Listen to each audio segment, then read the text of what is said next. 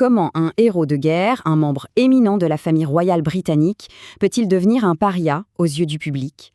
C'est l'histoire incroyable et assez dramatique du prince Andrew. Une chute vertigineuse qui, d'une certaine manière, commence avec ses propres mots. J'étais de la chair à canon, en gros. Voilà ce qu'il dit.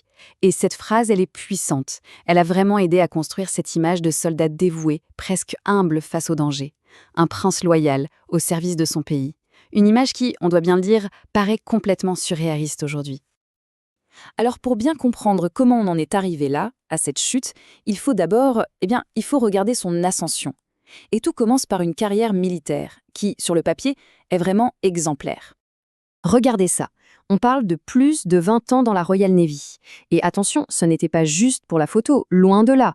Il a passé la formation commando, l'une des plus dures au monde, pour décrocher le fameux béret vert. Ensuite, il a été pilote d'hélico pendant la guerre des Malouines. On parle d'un service actif en pleine zone de conflit.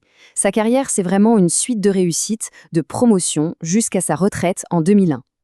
Et pour cimenter cette image de héros, il y a cette anecdote qu'il a lui-même souvent racontée. Imaginez la scène, il est dans son hélicoptère, pendant la guerre, et il décrit ce moment où un missile fonce droit sur lui. Il parle d'une montée d'adrénaline de toute une vie. C'est le genre d'histoire, évidemment, qui a forgé sa légende. Le prince courageux qui a frôlé la mort pour son pays. Ok, donc la carrière militaire est terminée. Et après? Eh bien, après la marine, Andrew ne se retire pas. Au contraire, il plonge à pieds joints dans son autre rôle, celui de membre seigneur de la famille royale. C'est vraiment le début du deuxième acte de sa vie publique. Et son engagement, à ce moment-là, il est vraiment partout. Il devient représentant spécial pour le commerce, une sorte d'ambassadeur VRP pour le Royaume-Uni. Il lance Pitch Palace, une initiative qui a quand même aidé près de 850 startups. Il est aussi le parrain de plein d'organisations, comme l'English National Ballet. Bref, il est au centre du jeu, un rouage essentiel de la monarchie. La preuve, il est fait chevalier de l'ordre de la Jarretière en 2006, la plus haute distinction possible. Héros de guerre, ambassadeur économique, pilier de la couronne, tout semble parfait. Et puis, tout bascule. C'est là qu'entre en scène une amitié. Une relation qui va absolument tout changer et qui va jeter une ombre immense sur des décennies de service. On parle bien sûr de sa connexion avec Jeffrey Epstein. Pour tenter d'éteindre l'incendie, le prince Andrew donne cette fameuse, ou plutôt tristement célèbre, interview à la BBC en 2019. C'est un désastre. Mais dedans, il donne sa version. Il dit, noir sur blanc, avoir coupé tout contact avec Epstein en décembre 2010. Il insiste sur le fait qu'il est allé le voir une dernière fois, juste pour lui dire que c'était terminé. Voilà, ça c'est sa ligne de défense officielle. Le problème, c'est que les faits semblent raconter une autre histoire. Regardez cet email. Il date de fin février 2011, donc plus de 2 mois après la prétendue rupture. Et que dit-il? Il semblerait que nous soyons dans le même bateau. Dans le même bateau! Ça ne sonne pas vraiment comme une rupture, n'est-ce pas? Ça suggère plutôt une sorte d'alliance, une complicité. Et là, ça devient une pièce à conviction absolument terrible pour lui. À partir de là, tout s'effondre.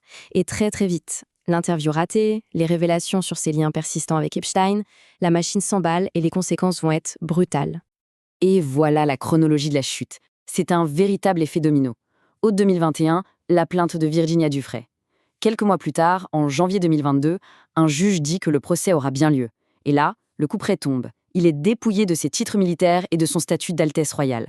En février, on apprend qu'un accord financier a été trouvé. Et le coup de grâce viendra plus tard, avec la perte de ses titres princiers sur décision de son propre frère, le roi Charles III.